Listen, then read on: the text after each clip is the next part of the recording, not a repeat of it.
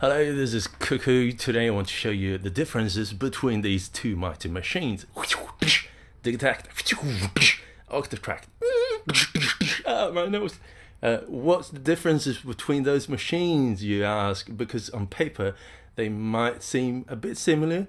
They could both sample, they can both chop samples, they could both sequence samples, and you could both sequence MIDI, but in my opinion they're very, very different. And in this video I'm going to run them side by side and look at the workflows on each machine and compare them head on and see what's the strengths of each platform. And in the end I hope you can decide whether the Digitakt or the Elektron Octatrack is more desirable or suitable for your own needs. And so without further ado, let's do it. Hold on.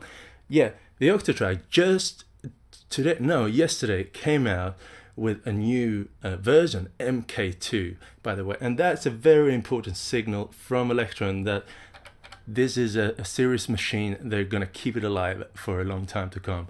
Even though this came out, they still want to keep this alive. So that means they think they're different and they think they serve different needs, and I think so too. And the differences between this and the new version is not very big. So yeah, okay, long talk, let's do it. Yeah, here we are. This is the Octatrack, this is the Digitakt. This is smaller, this is bigger, and in many ways that holds true when you start comparing them. But it doesn't mean that this is better and this is not as good. No, they have different strengths. So first of all, the Octatrack just came out with a new revision, MK2. It looks like this. I don't have it yet, but as you can see, if we flick between the images, you can see there's something going on here. First of all, it's got all of the buttons, all of the encoders have been upgraded to the new style, which is already on the Digitakt. Everything here is pretty much low resolution, but when you start fiddling around with encoders here, you got like 2 decimals of precision, whereas on this one, if you're doing like pitch, for instance, you can see it's just 1 decimal. So yeah, these are upgraded and they will be on the new Octatrack MK2. All of those new components and the new OLED screen, of course, it's much better to view in any circumstances, really. Anyhow, the new Octatrack MK2 works identical to this older Octatrack. The only workflow difference is that they have more dedicated buttons here for entering different parts of the editor, which is very nice. Yeah, so what about the music? How to create music on these machines? They're similar because they can sample and handle samples. This is more advanced. This is simpler to get into. So first of all, files. How do you manage the files on these machines? Yeah, I'm talking about this first because it's a fundamental difference. Okay, I'm going to turn this off. I'm going to do this. It says compact flash right here. This is a compact flash card. This is considered to be a small compact flash card. It's 16 gigabytes. So I have another one here. It's 64 gigabytes. 64 gigabytes of audio. It's quite a substantial amount of audio you can get in there. How about this one? Well, there is no flash card or anything. It's got something called a plus drive, which is on old and modern Elektron machines. It's basically a flash storage inside of the device with 1 gigabyte of storage. So go here, go down to the samples. There it is. Yeah. So 1 gigabyte of storage. Yeah. So if you have the need for managing and playing back really super long samples, this is the one. This can play stereo samples.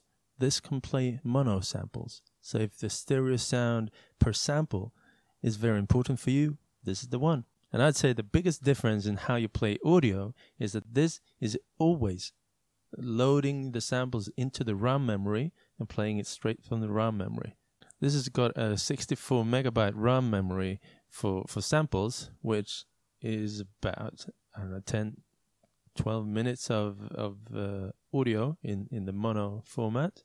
And with this one, it looks like you've got like 85 megabytes of RAM memory for samples. It's slightly more, but what makes the biggest difference here is that even though you can load in stuff to the RAM memory, just like on this one, 128 slots here, just like there. There's also 128 slots for playing back stuff straight from the card, and those files could be, you know, as long as you want them to be. So, also because this has got a flash card, you can pop this into any card reader and fill it up with samples and then pop it into the machine. You could also back up all the files that are just lying right here on the card and put it back into the machine. Make it back up on your hard drive, no problem. Just take this. It's very convenient because it's just a regular flash card with regular files on it. With this one, well, actually, this is in the early days of the firmware, so if you want to make a backup of this, I'm not sure you actually can make a backup as of today. This is firmware 1.03, and they haven't actually provided us with a way to make backups. So I'm sure it will come. They've been talking about an Overbridge librarian for a long time. It will come.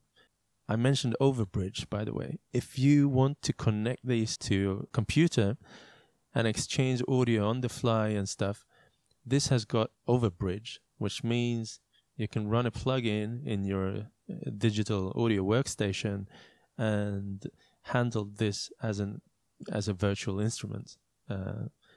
This does not, and it will not have that in the future. So the Octatrack, no Overbridge. So if you want to sample stuff, this got two audio inputs, left and right, although you can handle them separately. And even though it's left and right, when you sample, it will turn into mono. It's also got two audio outputs, right and left. It is a stereo machine, just a sample. Samples themselves are mono. And then there is a headphone jack here. On this one, you got input A and B, C and D. So you got 4 inputs, which you can handle as stereo pairs or as 4 separate inputs. So a rich amount of inputs. It's also got 4 outputs, main output and Q output. So Q can be a way to send stuff to an external effect unit, for instance, when you want to. You can do, like, if you're playing a sound, you can press this Q button and press a track like that. And when it starts blinking, this particular track is sent out to the Q port, which is, yeah, more advanced and highly useful and cool. Also, you can pre-listen to stuff in your headphones, for instance, when you're using Q. And then when you're ready to play it loud, you can cue it back again. This is like the way DJs work, I think. So this does not have a separate outputs or anything like that. No cue outputs. Okay, let's connect something. I'm going to connect this. See how we can record and monitor stuff. By the way, it says here right away when I'm going to the sample page is like, do you want to monitor? Yes or no? Very simple. Yes or no. Yeah, okay. So it's there. So press this. It's ready to record. Yeah. I can see the volume there. Press yes to wait for the incoming signal. Okay, yes to stop, and it's there, right. So we made a recording in no time. So we can start right away to start trimming it, yeah, and there, yes,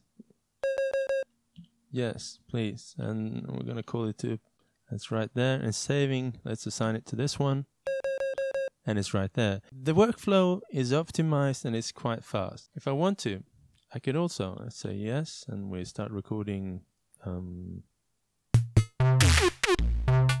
Okay, done. Yeah, yes, it's cropped. Let's save the whole thing there. Yeah, and I assign it here. Done. I'm gonna get rid of that. So I just saved the whole long thing. It has many parts in it. If I want to sequence this now, I could say like, get this first. I'm gonna hold this and say, this is just going to be this part.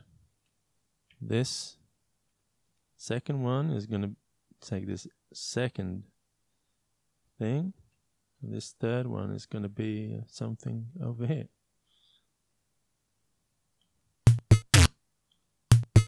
So effectively I've made it play different parts, which is possible.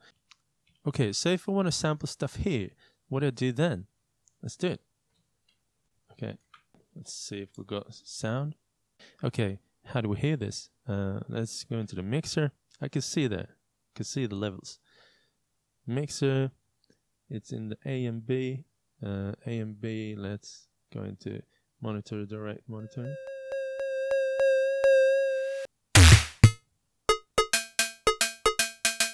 And we also got gain control, plus and minus. So if I've got a low signal coming in, I could gain it. So now, this is being monitored, not to any of the 8 tracks, but outside of that. It's monitored through the master. Just monitoring, yeah? So if I want to record this, how do I do it? And this is where the Octatrack divides people into the one who like to have choice and the ones who prefer not to have so much choice and just get to business straight away. So now we want to make sure that we can sample in the right way. A quickest way to sample is to press and hold a track you want to sample on and a record button.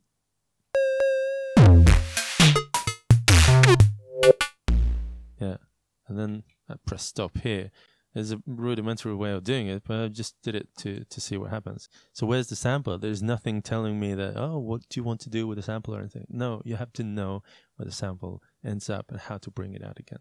So what I'm going to do now is double tap this and say I'm going to load track 1 with recording 1.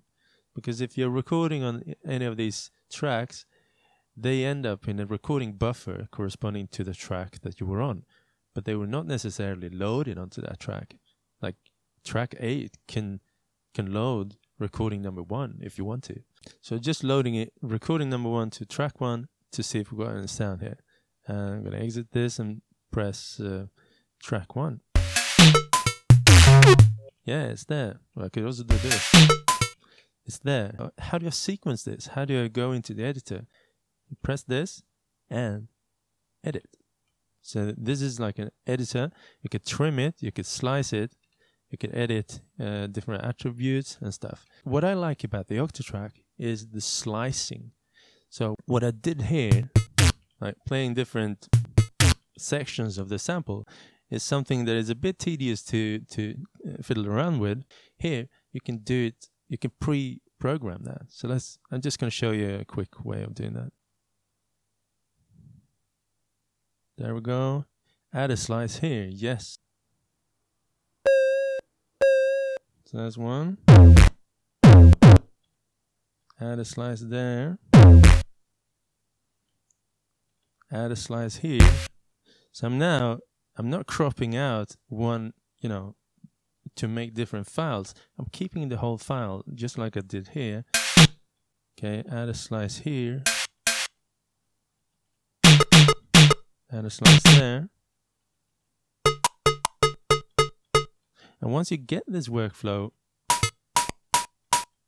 it's actually,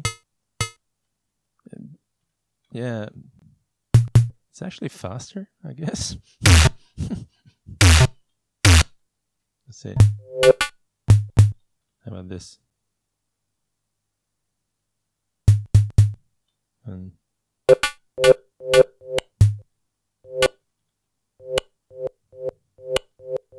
okay, now, so I've got lots of slices there now, and I could turn on the slices by going into this menu and turn slices on, and then going down here to the slices keyboard thing.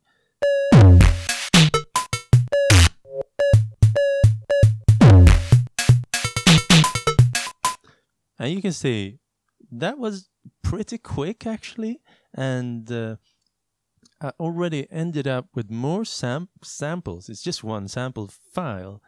So in this list of samples, it's just one sample. But it takes up how many slices? 12 slices now. And this is a big difference too. So now I've loaded like one track with many slices in one sample. I could actually have 4 pages of slices, which ends up being 64 slices per track. So this is very good. It's not possible here, but you could still do the same functionality if you're programming it. Yeah, different workflows, different approaches. So how do I save this? Well, I could go into this edit menu again, go to the file, and I could say save and assign sample, which is a way of saving this sample somewhere and then assigning it to the track again. I could do that. So let's call it something here. I'm going to call it saving sample, assign to self, assign to free flex. I'm going to assign it to free flex. So let's see. I'm going to go in here and see where it is. There it is. It took the first free slot in the flex. Okay, so it's there. And it saved it inside of this project folder. And this is also a key difference here. Like if I'm creating a whole project, I can save everything into one folder and then back it up. And then I could take the Compa flash card with me as a backup, as a separate backup in my pocket. And if the Octatrack unit is gone in a flight terminal or something, I can still just pop this into a fresh Octatrack and it's good to go. Everything is there. This is this is very, very good for managing your data.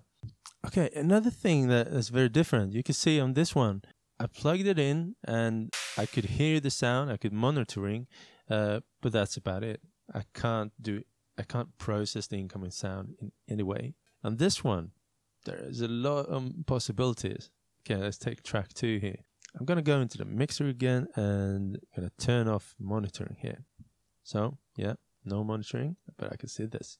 Now I'm going to assign a through machine here. Through machine has the ability to play incoming audio, but it has to be playing.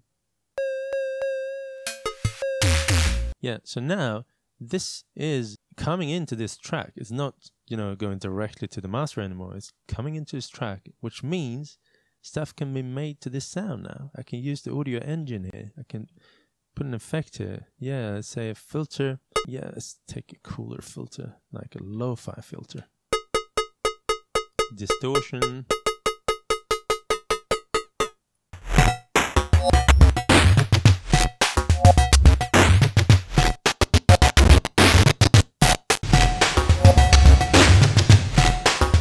Yeah, so this can process audio live. Yeah, this cannot. So how do I load samples? Well, on this one, you press here and you go into the sample and then you start browsing. You can listen to it. Yeah, I want this. This, yes. This, yeah, I can go here. Cool, and then you're off. You've got this modern menu system, which they kind of created when they made the analog series, and load the project. You want to load them? Yeah, and then so you got the sample menu here. So all the samples that are loaded are right there. So that's the one. Pretty straightforward. I loaded into some samples into the memory, and then I accessed the memory and assign them to a button. What about here? It's a bit more complex because you have choice. So this one, for instance, what kind of sound engine does it have now? Let's see. It's a static, which means it's streaming from the flash card. It's a flex, which means it's streaming from the RAM memory. So if it's a flex, it means the sounds must be in the flex menu. I'm going to take a free slot there. Yeah, I've got like a little thing here. Okay, that's one there. Next slot, this one. Next slot, this one. Perhaps this. Yeah, let's see what I got there. So now, let's say on track 3, I want this one. Okay, cool. Track 4, I want a flex machine to be able to play drums. Okay, let's see what's in the drums now. That's the snare drum, add a slice. Yeah. And on this track, maybe I want another flex track to play the hi-hats. Okay, yeah. So same thing there. Let's see. Yeah, they actually have slices, it seems. Okay. So then I'm going to turn on slices on this. You can already see there's more options, more to think about. Okay, let's do like a metronome, and I also can say whether I want the metronome to be audible in the main, which I want in this case. Also, something to keep in mind before you get going. So I want the main volume. Yeah, okay. Okay, so I'm going to program the... Okay, make it shorter.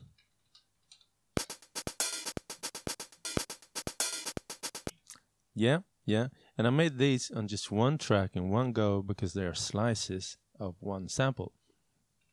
Just taking out one track for those hi-hats there. I turn off the metronome and go to the other track.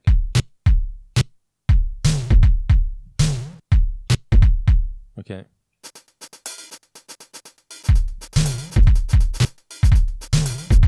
So this is currently just taking up 2 tracks. And this one, if I'd like to do the same here, okay, let's say this one, I'd like this to be a kick drum. This one, a snare drum, it's going backwards.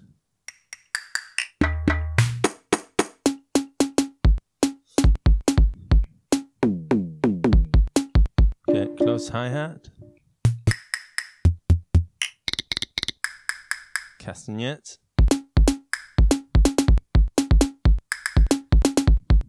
I'm gonna take a hi-hat. Okay, so I'm gonna turn on the metronome here. Yeah, there it is. I'm gonna freestyle. 2, 3, and...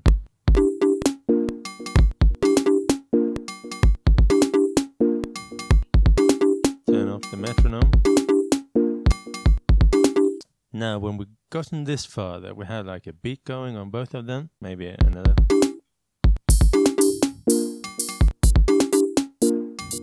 Okay, so now we've got like a sequence running on both of them. How can we manipulate the sequence and make it cool and fun? How can we basically perform with this? With this one, we got very fast and easy way to just save this as a reference file. So I'm going to press function and save project. Want to save all of this? Yes. And it's saving all of this, and it's doomed. So now I can totally destroy this and safely return to it. And this has got something called Control All, which is when you hold this down, you can manipulate all of the tracks at the same time. So basically, I'm changing the pitch of everything.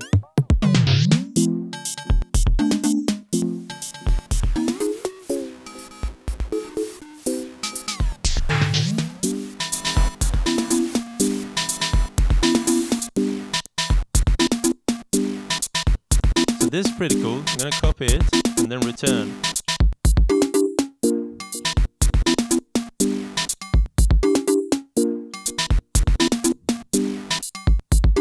I'm going to go to another pattern and paste it there.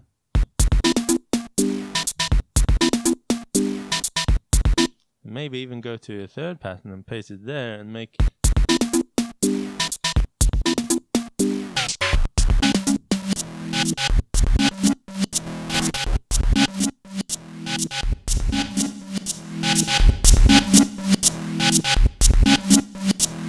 the filter.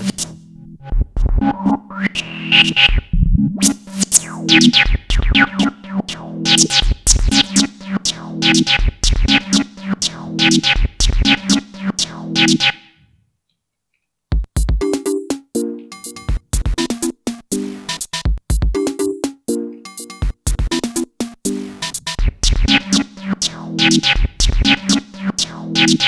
so now I quickly made like 3 different variations, and it took no time and no worries, and it was super fun. It's very rewarding, I think, to work with this, because it's super fast, super fun, and one pattern is individually self-containing, whereas on this one, it's 16 patterns are sharing the same basic settings, and then the next 16 patterns can have totally different settings.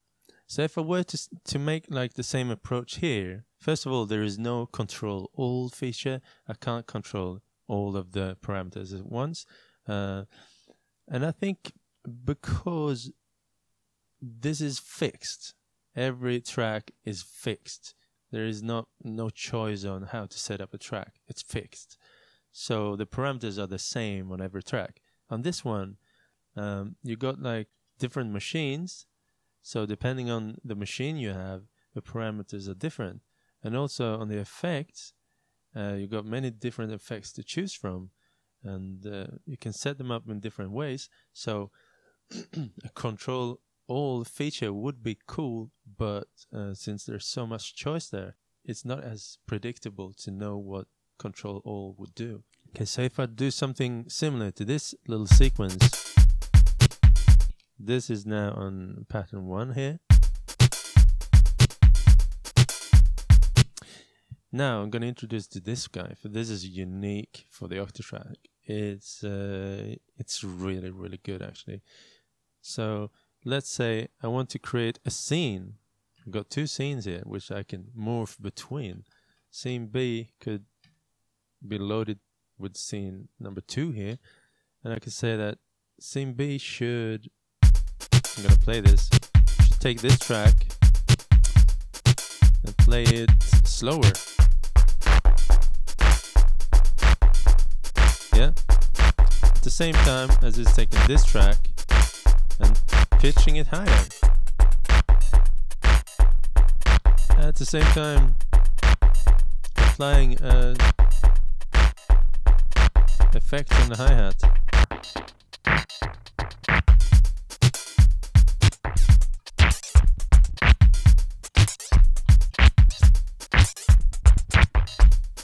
This can't be programmed. This is a live feature. It's super, super responsive.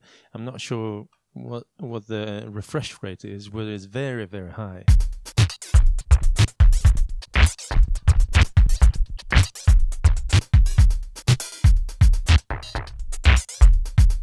Yeah.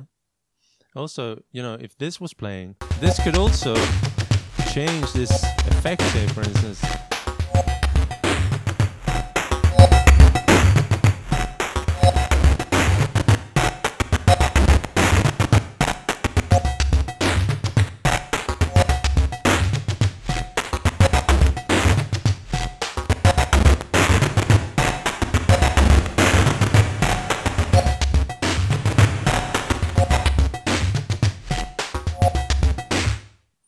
Yeah, so this is super, super fun to play around with. So I could load one scene there, and then load another scene there and slide into that, another scene there and slide into that, and then go back. So this is highly performance friendly, but you have to set it up. If you don't set it up before you want to perform with it, yeah, it takes a little while to set it up, and if you want to do it on the fly, you need to really know your stuff. Now, you could do that, but you need to know your stuff. Okay, pitch shift, time stretch, and playback rate. This can change the playback rate of a sample and make it higher or lower in pitch, but by playing it faster or slower. This can do that too, but it can also pitch shift something, which means it's changing the pitch but not the length. And it can also time stretch stuff, which is it's stretching the time, the length of something, but not the pitch.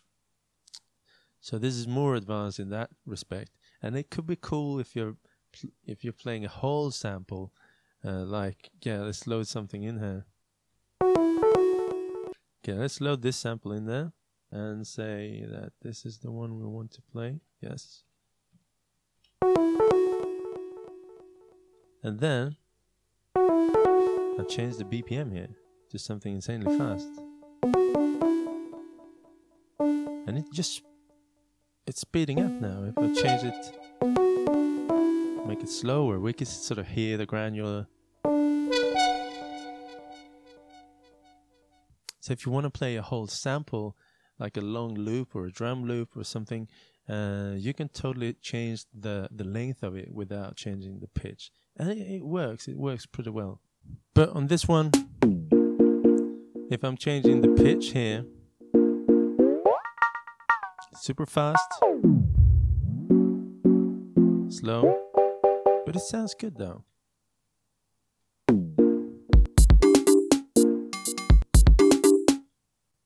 Another thing I want to mention is the reverb.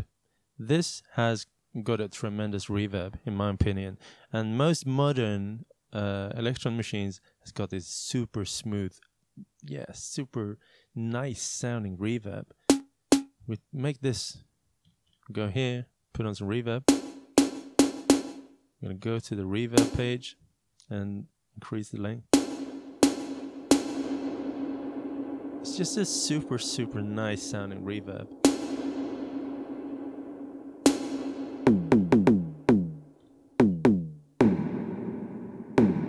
Very good. This is high quality reverb, in my opinion.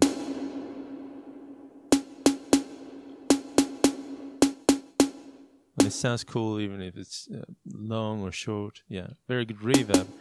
On this one, we've got 3 different reverbs. Let's put on some reverb here now. I'm gonna take this and select reverb. You got multiple effects here. This is locked. So this got like bit reduction, which sounds really nice, I think. It's got filter.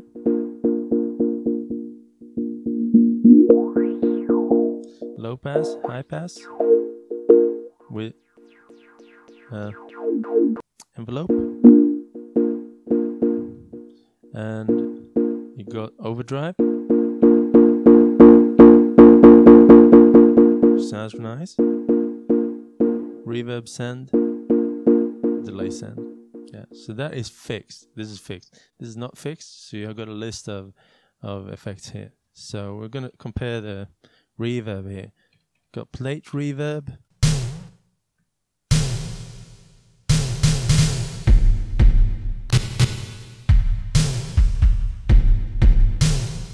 I'm not sure how to describe it. I think the Octatrack effects sound a bit more digital, whereas this sounds like hi-fi in the effects section, I think.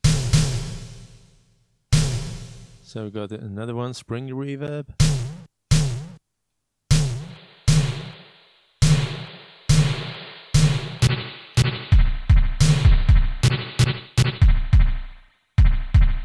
Another one is the dark reverb, which is the smoothest one, or the roomiest one.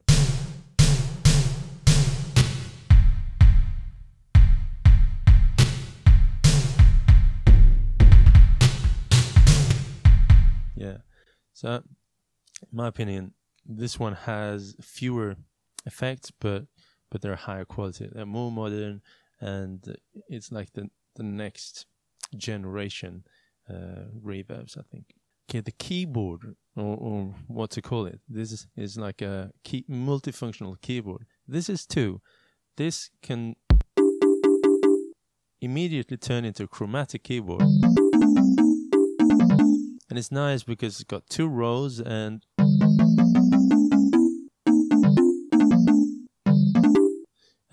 it it's the same layout as a normal keyboard. This has got many more keyboards. Right now we're doing slices, but for this, for instance, I could go in here and say function and down and say that I want the same chromatic keyboard.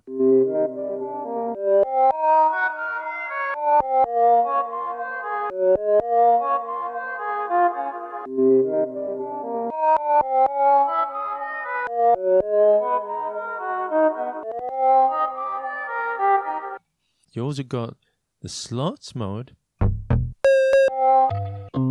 which immediately plays anything that is in this list, starting with slot 1, which is the bass.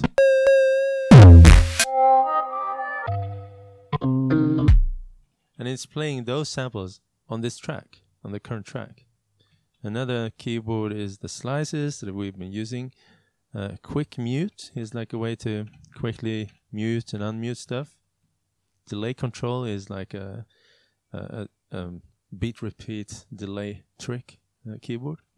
Okay, another thing you could do with the Octatrack, which is not possible here, is you could use the Octatrack as a loop box. So basically, if we were to do this now, let's set up a track here, track 7. Okay, track 7. And I'm going to use this machine called a pickup. So now I've got a pickup machine, and I'm also going to make this audible in the mixer. Direct. This now has a pickup machine. I set it up like this to use a Trig 1-2, which is a way of recording and overdubbing.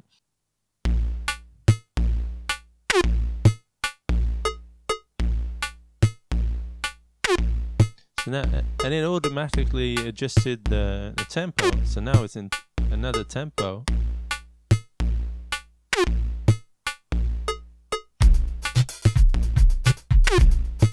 Yeah. Yeah. So you can use this as a loop box with 8 tracks. This is quite advanced actually, but it's very cool. And you can set up these record triggers to a foot switch or something coming from MIDI. So if you're using your hands, and you could record with your feet. Someone asked me how it fares as a wavetable synthesizer. I could demonstrate that. Toolbox, oscillators. Now, we can totally play. This is just one waveform. Now check this out. You can see the waveform here, and if we loop playback.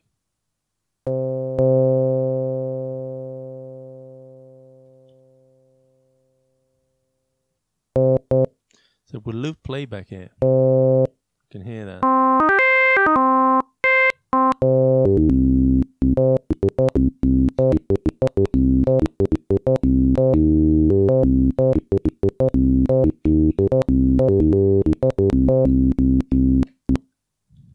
You want to perhaps take another one, or a square there.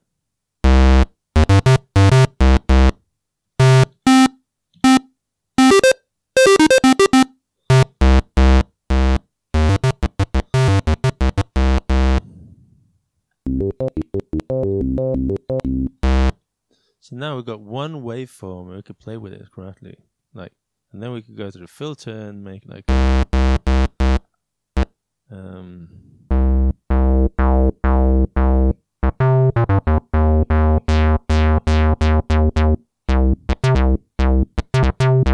make some reverb.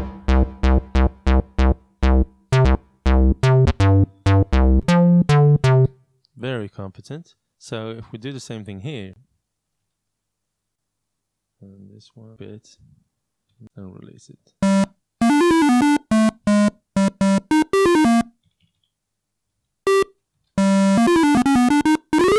Okay, so we'll do the same thing with the that we did with the filter. Let's see if we could do that here as well. Filter, yeah.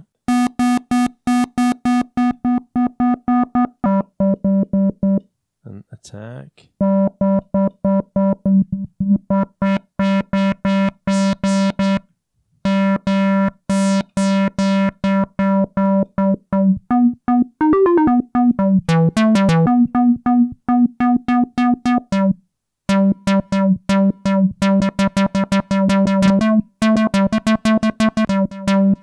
I think that the sound engine of the Digitakt is actually improved. So I think the sound processing is like an evolution, a next generation from the Octatrack. I don't have any insights of the code or anything. That's just my what I feel when I hear it. Another thing you could do with both of them is use an LFO to automate values. So let's say this, for instance, let's say I want to make an LFO do change the starting point. I could do that. Let's go to the LFO page and select the destination of the LFO being the start. Yeah. Depth.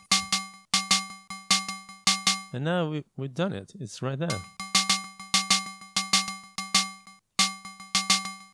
Yeah. So how to do that here? Let's say I want to do the same thing here with the pitch, for instance. Like do this. Okay, I could do that. Let's go to the LFO here. Double tap it. Got 3 LFOs per track. So there's a lot of LFOs there. And let's say pitch. Yeah, okay, pitch is selected as the destination. I'll press it again. It's a bit slow. I'm gonna speed it up. There's also an LFO designer. You can also randomize it. Okay, now a huge difference between these two machines is currently, I'd say currently because I don't know if they're planning this for the Digitakt. This has got something called the arranger. It's basically a mode, I'm going to do this now, arranger, where you can compose a whole song. In the arranger, you can go in here, edit, and make a whole list of stuff, and each row here can have its own setting, own scene numbers. You can even change the tempo per row, and which is very nice. And you can select, you can have different individual mute states on each row, and yeah, it's pretty advanced and it's very good. So you can use this as a playback machine if you program it wisely. This one, currently there is no song mode, no arranger mode. You can do like basic chain. So for instance, if I want to play these in a successive order, I can say it's building up there.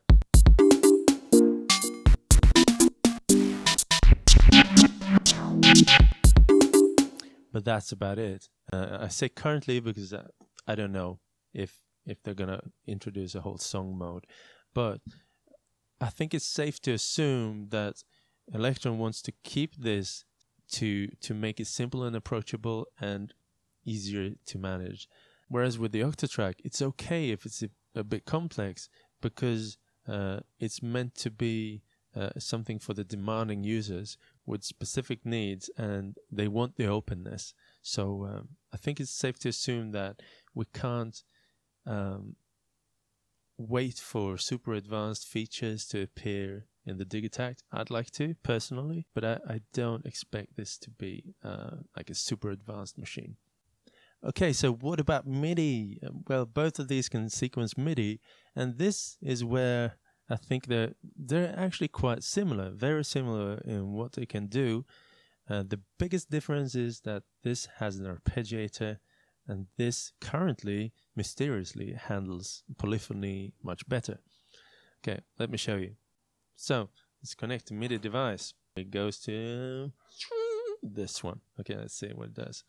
So, when you press a MIDI channel, first you need to make sure that it transmits on a channel, and also you could do program change. And I could go into chromatic.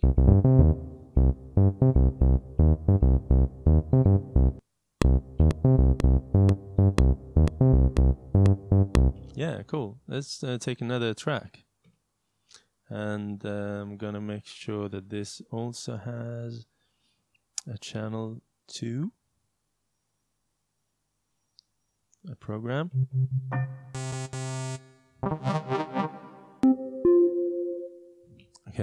record now.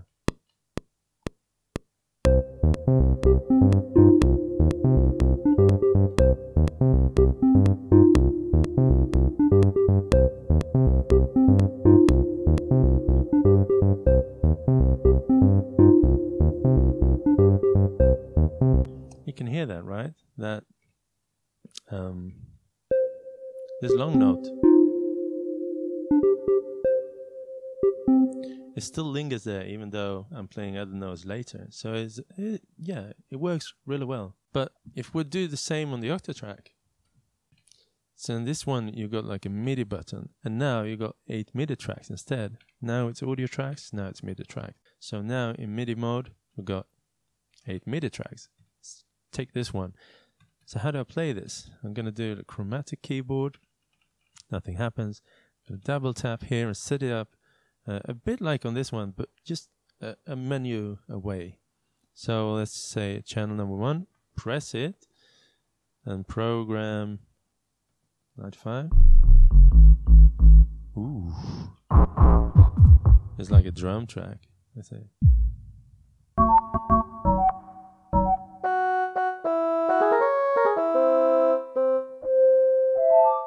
Okay.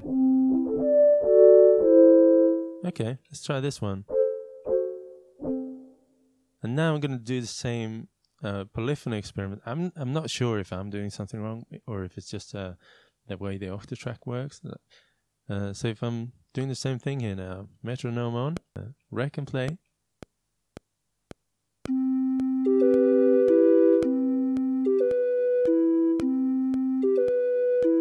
You could hear that, right? Every new trig cuts off the trig playing before it, even though it has recorded the length as being really long, and the lengths, I think they're right, but even though it's long, this trig is actually very long. Even though it's long like this, when this trig comes along, it cuts off. But you can do chords. Let's see.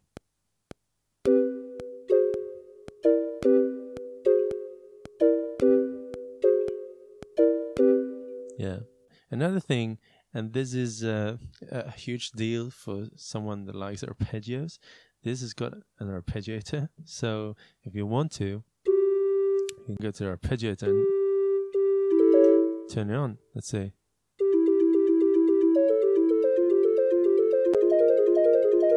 Yeah. Who doesn't like arpeggios? I don't know. It's just lovely. This one does not have an arpeggio, but this has got something else, which, to be honest, I'm not sure we can expect this in the Octatrack. I don't know I'm not a programmer, but I would assume that if they wanted to, they could make it happen in the Octatrack as well. I would assume that there is DSP enough to handle it. But these are very limited platforms, so they have to be very careful when introducing new functionality. This has got trig conditions, even on the MIDI side.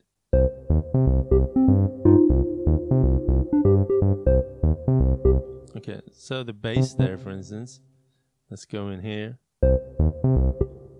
Let's say that these two could, for instance, condition. Let's say there's a little lesser chance.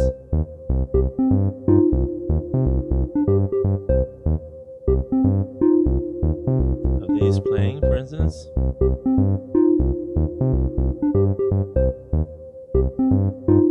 Bigger chance of these playing.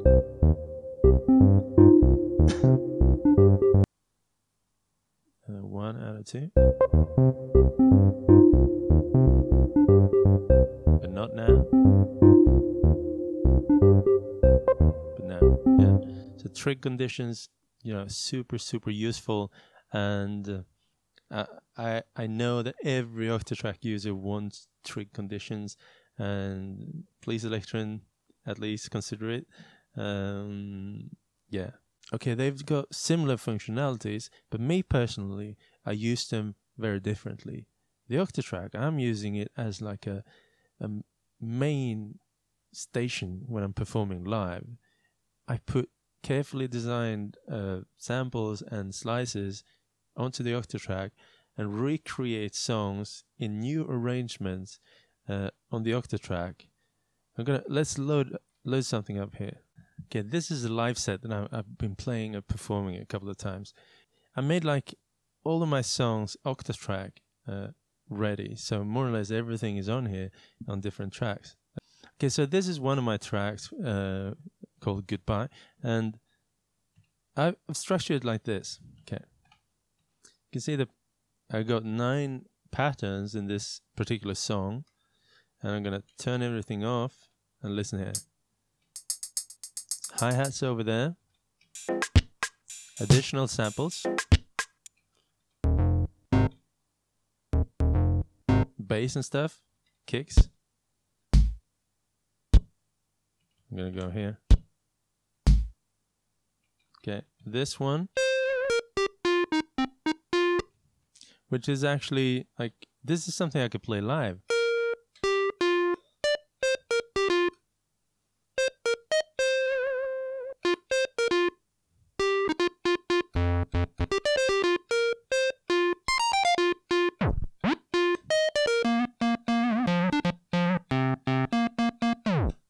Yeah, I could play this live, you know?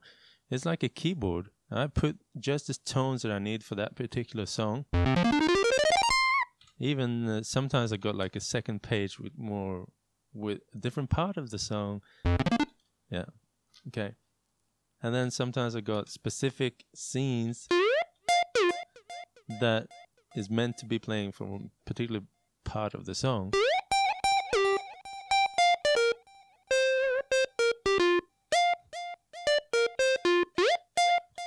So here, yeah, and then I could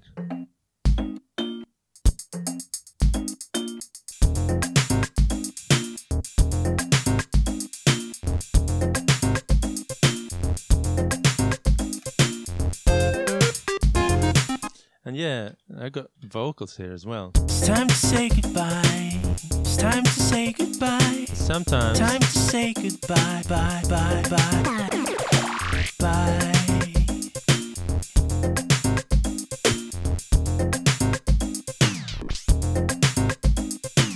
It's time to say goodbye. It's time to say goodbye. Time to say goodbye. Time to say goodbye.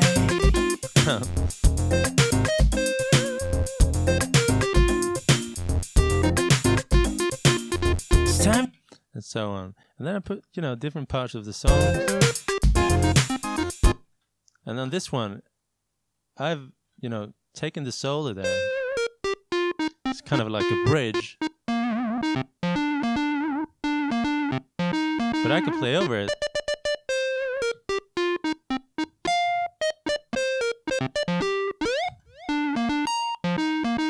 And everything together.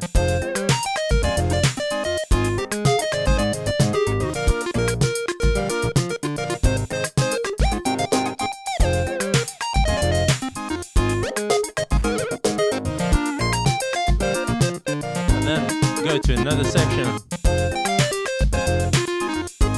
and so on. So for me, this particular kind of performance just isn't possible here. This is much richer. It's got much more possibilities in just one machine than is possible here. But I'm not saying that, you know, because there are more possibilities, there's the one you should go for. No, it's just, yeah, the workflows and the roles that these play for me personally is very different. This, I see this mostly as an end station performing master machine, where I see this more like playing an individual role in the whole. But the MIDI sequencer is very rich here, so it could be like a, yeah, it could be the mother brain as well, I think. Yeah. Just, yeah, when you know this, there's so many features here that you're kind of, I wish it could do this and this and this, and it can't, because it's simpler and easier to understand, and Yeah. But whereas as this one, for instance, a song I made called Lilybird, I thought I was gonna base it on this version that I have here. Lilybird, I miss you. Lilybird, I miss you. But when I made I started recording this, I was, no, this is like the live version. It makes sense live because I've set it up to work in the live situation. But then I made like a totally different recording and decided that this was a much cooler way of performing. I was recording the whole drum section in one take, like a whole take, and then I was cutting them up a little bit, but not much. So when you do that, you could do stuff like and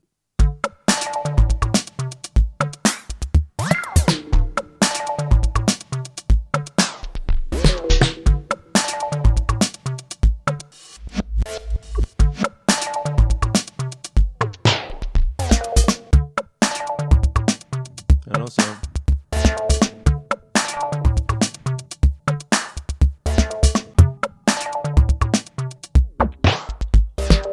but then I ended up not using the tonal tracks, but I was just using it as a drum machine basically, and performing as a drum machine performer.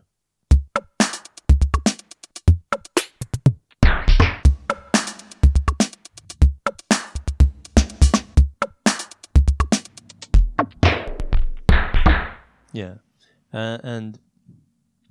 so for me, it is a simpler machine. You can't, if you've heard a data line from Elektron perform on one, you can easily see that it can be much bigger than what I've been showing here. Now, this was just like a simple beat, but it can be much, much bigger. It can, yeah. Let's load up something.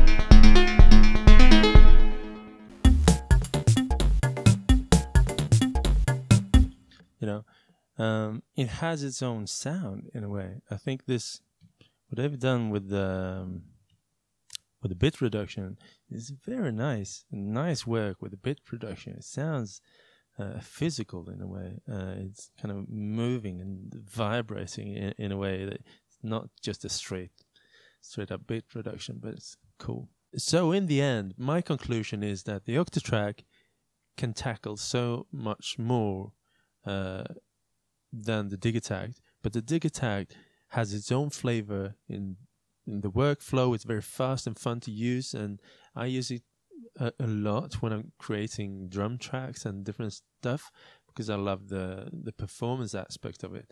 This one, I love that I could preload a lot of stuff that I've created and go to a gig with minimal equipment.